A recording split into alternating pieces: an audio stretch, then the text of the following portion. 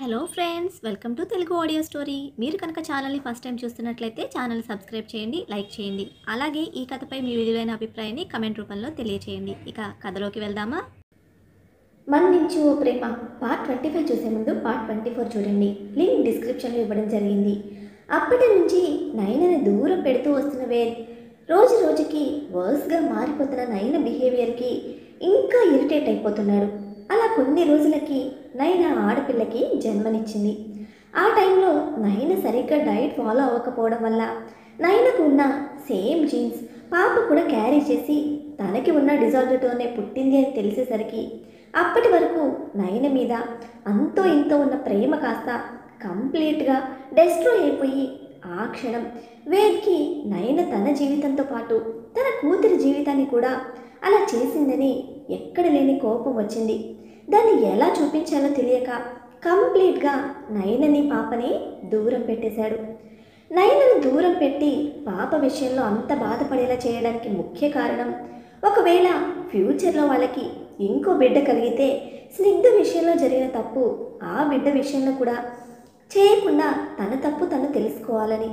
ఇప్పుడు పాప విషయంలో తను పడే బాధ వల్ల రేపొద్దున పుట్టపోయే బిడ్డ గురించి ముందు నుంచి జాగ్రత్తగా ఉంటుందన్న కారణం చేత తనని దూరం పెట్టేశాడు.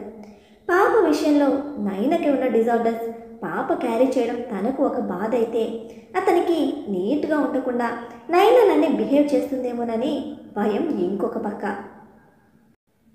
అందుకే చిన్నప్పటి నుంచి పాపని కంట్రోల్లో పెట్టాలి, పాపని స్ట్రిక్ట్గా పెంచాలి అనుకున్న వేద్ పాపతో తన ప్రేమ చూపించకుండా దూరాన్ని మెయింటైన్ చేస్తూ వచ్చాడు. ఈ క్షణమే తను అతని మనసు బయట పెట్టడానికి కారణం ఏంటంటే, నవ్వి వచ్చిందని నయన ఎటువంటి పిచ్చి డెసిషన్ తీసుకుంటుందో అని భయపడి మాత్రమే. కానీ అతనికి తెలియదు కదా, ప్రేమ చూపిస్తే పాపం మారే అవకాశాలు ఉన్నాయని. అతనేమనుకున్నాడంటే ప్రేమ చూపిస్తే అలుసుగా తీసుకుంటుందేమో అని.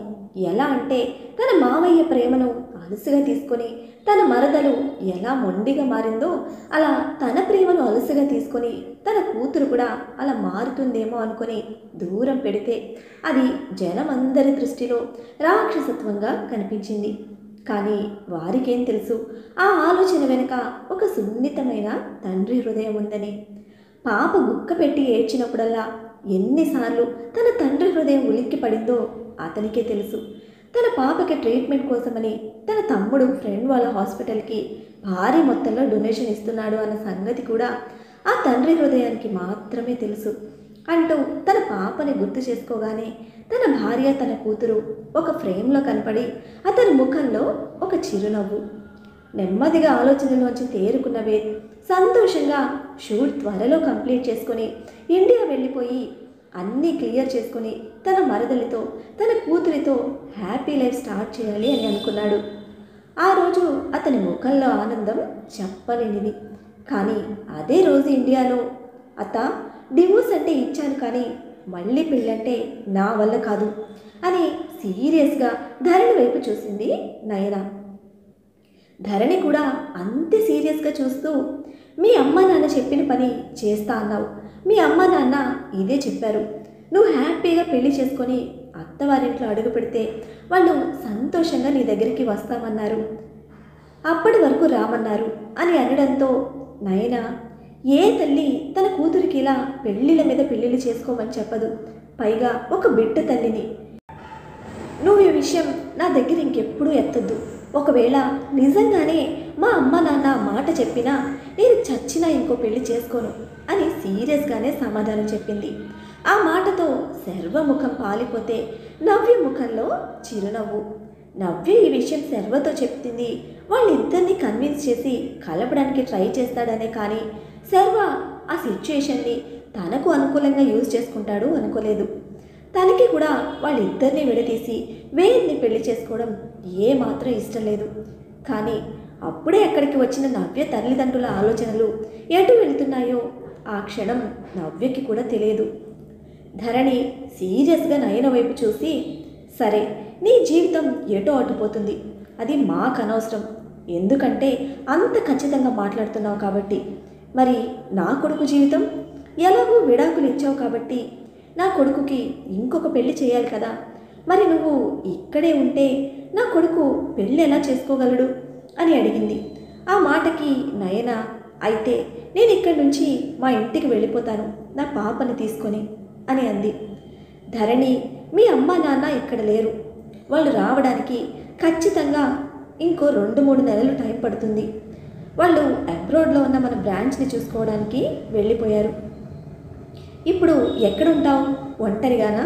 అయినా నీకు టెన్షన్ వస్తే ఫిట్స్ వచ్చేస్తాయి. అలాంటప్పుడు నీతో పాటు పాపని ఒంటరిగా ఎలా ఇస్తాననుకున్నావు? మీ అమ్మ నాన్న వచ్చిన తర్వాత పాప నీకు ఇచ్చేది. అప్పటి వరకు పాప ఇక్కడే ఉంటుంది. నువ్వు ఎక్కడికి వెళ్దాం అనుకుంటున్నావో నువ్వే నిర్ణయించుకో అని సీరియస్గా చెప్పింది. నైనా అంతకన్నా సీరియస్గా చూస్తూ, నా పాపని నాకు ఇవ్వను అనడానికి మీ అభ్యంతరం ఏంటి అని గట్టిగా అడిగితే, పాప నా కొడుకు రక్తం, నీకెంత హక్కుందో తండ్రిగా వాడికి అంతే హక్కుంది. నానమ్మగా తాతయ్యగా మాకు హక్కుంది. అనారోగ్యంతో బాధపడేదాన్ని నీకిచ్చి పిల్లని రోడ్డు మీద వేయలేం కదా. మా దగ్గర ఉంటే పాపకి టైం టు టైం మెడిసిన్ అందుతుంది. తనని జాగ్రత్తగా చూసుకుంటాం. పాప హెల్త్ మొత్తం ఎంత ఖర్చు అయితే అంత ఖర్చు పెట్టి ట్రీట్మెంట్ చేయించి కంప్లీట్గా క్యూర్ అయ్యేట్టు చేస్తాం. అదే నువ్వు తీసుకొని దీన్ని బయటకు వెళ్తే ఏం చేస్తావు? హెల్త్ బాగోకపోతే హాస్పిటల్కి పరిగెత్తడానికి నీ చేతిలో డబ్బులు ఎక్కడివి? ఎందుకు లేనిపోని బాధలన్నీ కొని తెచ్చుకుంటావు? నా మాట విని వేరే పెళ్లి చేసుకుంటాను అంటావా? నువ్వు ఇక్కడే ఉండు అని అనడంతో, నైనా నేను చేసుకోను అని అంది. ధరణి, సరే నీకు పెళ్లి చేసుకోవడం ఇష్టం లేదు, ఒంటరిగా మిగిలిపోతావు. కానీ నా కొడుకు కూడా నీలాగానే ఉండిపోవాలా? నువ్వు ఎలాగూ ఇష్టం లేదని విడాకులు ఇచ్చేశావు. ఇక నా కొడుక్కి పెళ్లి చేయాలి. అదిగో ఆ నవ్యని ఇచ్చి చేద్దామనుకుంటున్నాను. మరి వాళ్ళిద్దరికీ పెళ్లి జరుగుతూ ఉంటే నువ్వు ఒంటరిగా ఇలా నీ జీవితాన్ని పాడు చేసుకొని ఎదురుగా ఉంటే వాడు ఈ పెళ్లి చేసుకోడు. లేదు, మీ ఇద్దరు సుఖంగా సంతోషంగా కలిగేసి ఉంటారా అంటే అది జరగని పని. ఇక నువ్వు ఏం చేద్దాం అనుకుంటున్నావో నిర్ణయం నీ ఇష్టం అని అంది. ధరణి అలా అయినా నయన తను పెళ్లికి ఒప్పుకుంటుందేమోనని చిన్న ఆలోచన. కానీ నయన స్వభావం తనకి తెలిసి ఉండడంతో ఖచ్చితంగా ఒప్పుకోదు అని తెలిసినా శర్వ మీద ఏమైనా ఇష్టం ఉంటే ఒప్పుకోవచ్చు అని ఒక రాయి వేసింది. కానీ దీన్ని అవకాశంగా తీసుకున్న నవ్య తల్లిదండ్రులు మాత్రం ధరణి వైపు చూస్తూ, ఇంట్లో ఈ అమ్మాయిని పెట్టుకొని మా అమ్మాయిని మీ అబ్బాయికి ఎలా అడుగుతున్నారండి? ఇప్పటికే మా అమ్మాయి పడిన బాధ చాలు. అయినా నా కూతుర్ని ఎన్నేళ్ల పాటు కన్నీళ్లతో బ్రతికేట్టు చేసింది ఈ పిల్ల అని నయనను అంటే, ధరణి సీరియస్గా వాళ్ళ వైపు చూసి, జరిగింది తెలిసి తెలియకుండా మాట్లాడద్దు అని అదే విషయం శర్వ పేరెంట్స్తో కూడా చెప్పాలని నవ్య పేరెంట్స్కి, శర్వ పేరెంట్స్కి జరిగిన విషయం మొత్తం నయన తనకు ఏదైతే చెప్పిందో అదంతా క్లియర్గా ఎక్స్ప్లెయిన్ చేసింది. బిడ్డ విషయం కూడా అసలు విషయం తెలియక రిషి ఐవీఎఫ్ చేయడం వల్ల పాప పుట్టింది అని చెప్పింది. ఆ క్షణం రిషి అక్కడే ఉన్నా ఇలా అయినా నవ్య జీవితం బాగుపడుతుందని తను నోరెత్తలేదు. నవ్య వాళ్ళ పేరెంట్స్ అంతా బాగానే ఉంది, కాకపోతే ఆ అమ్మాయిని ఇలా పెట్టుకుని మా అమ్మాయిని మీ ఇంటి కోడలుగా పంపించమంటే చూసే వాళ్ళకు బాగోదు. కనీసం ఆమె వేరే పెళ్లి చేసుకోకపోయినా ఇక్కడి నుంచి వెళ్ళిపోయి దూరంగా ఉంటుంటే పర్వాలేదు, కానీ ఇక్కడే ఉండగా పెళ్లి చేయడం అనేది అని నసుగుతూ ఉంటే ధరణి నయన వైపు నీ సమాధానం ఏంటి అన్నట్టు చూసింది. అప్పటికే నయన ఆలోచనలో పడింది. నిజమే, అమ్మ నాన్న అబ్రాడ్లో ఉన్నారంటే ఇప్పుడు మళ్ళీ నేను బిజినెస్లు ఓపెన్ చేయాలంటే చాలా టైం పడుతుంది. ఇలాంటి టైంలో నేను పాపను తీసుకువెళ్ళి పోషించగలను, కానీ పాపకి ఒంట్లో బాగలేకపోతే అన్న ఆలోచన రాగానే ఒళ్ళంతా వణుకు వ్యాపించింది నయనకి. అలాంటి ఆలోచనలు ఉన్న నయనకి ధరణి చూసిన చూపు, నవ్య పేరెంట్స్ మాటలు తన అగాధంలోకి తోసినట్టు అనిపిస్తూ ఉంటే ఏం చేయాలో అర్థం కాక ఏది ఏమైనా అక్కడి నుంచి వెళ్ళిపోవాలని దృఢ నిశ్చయం తీసుకుంది. పాప విషయం కూడా ఇంకొకసారి ఆలోచించింది. పాప తనతో వస్తే పాపకి తన కష్టాలే వస్తాయి. అదే ఇక్కడైతే తండ్రి పట్టించుకోకపోయినా నానమ్మ తాతయ్యలకి యువరాణవుతుంది.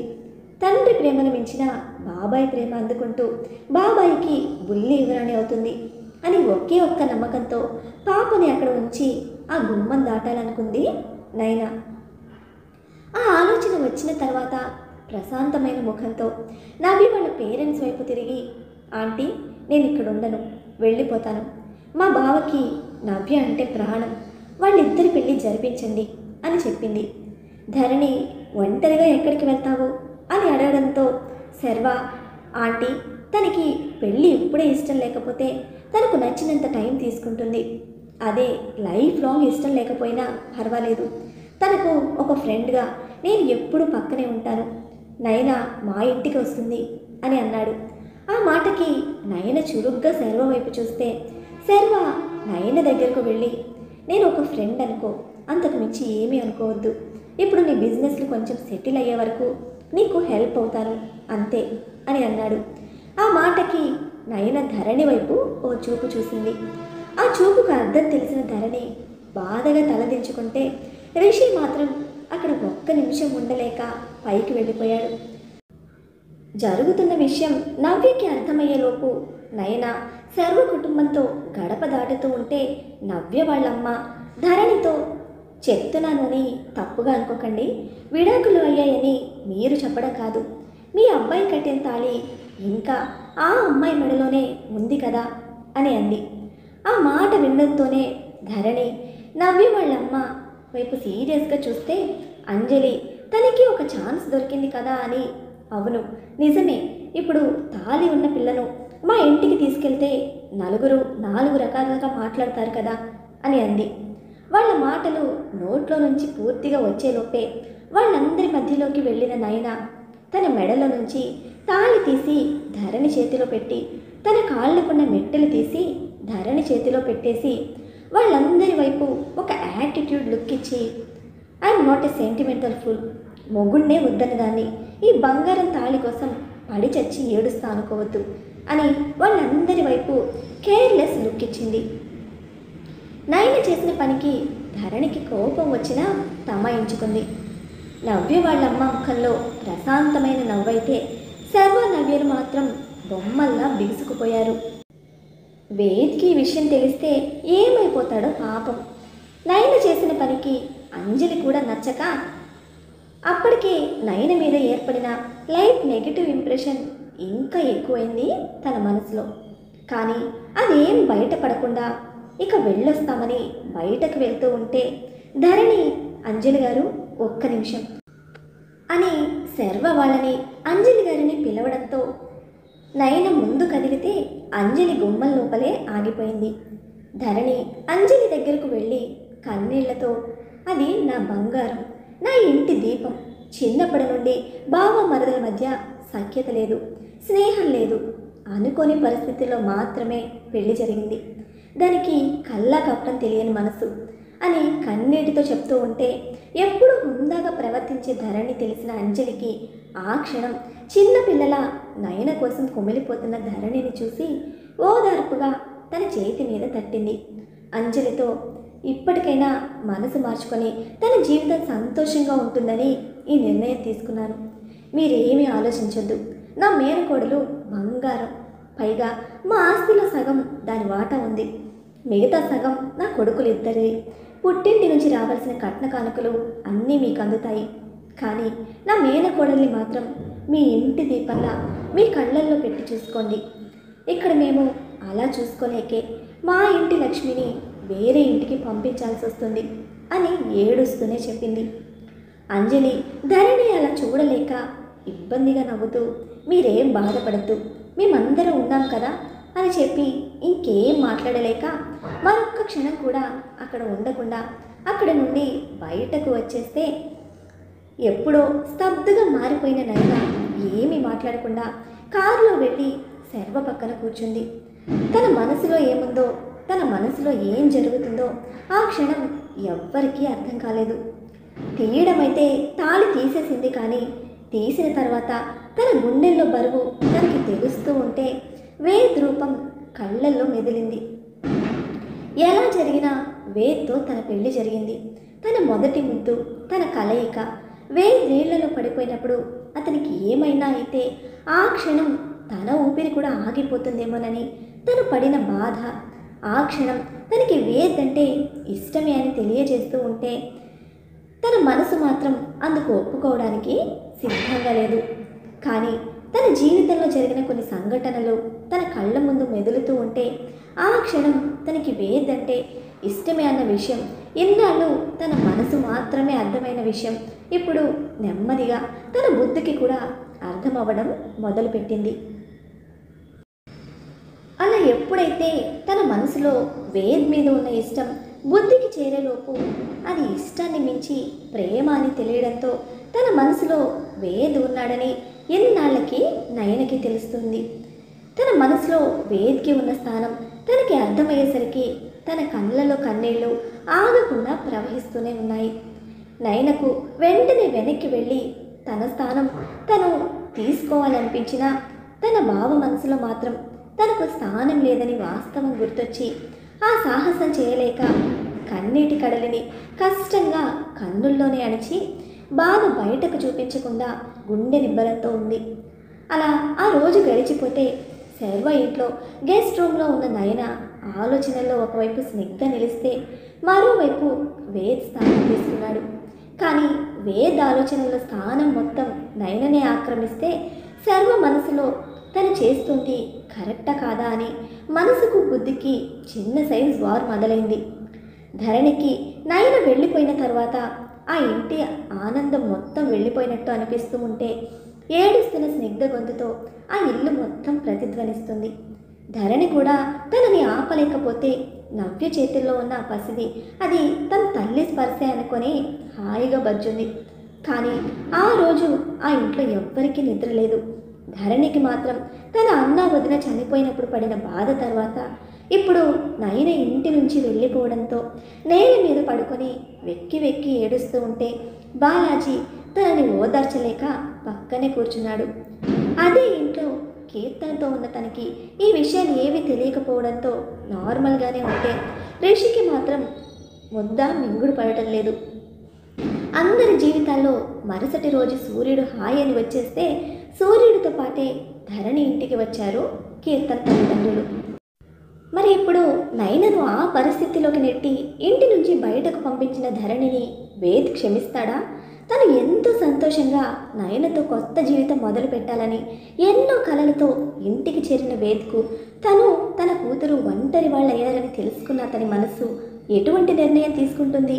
దానివల్ల ఎవరి జీవితం ఎలా మారనుంది? నయన ఎప్పటికి వేద్ని చేరుతుంది? తెలుసుకోవాలంటే నెక్స్ట్ ఎపిసోడ్స్ని ఫాలో అయిపోండి. మరి అలానే ఈ ఎపిసోడ్ని లైక్ చేయడం మాత్రం మర్చిపోకండి. Bye friends.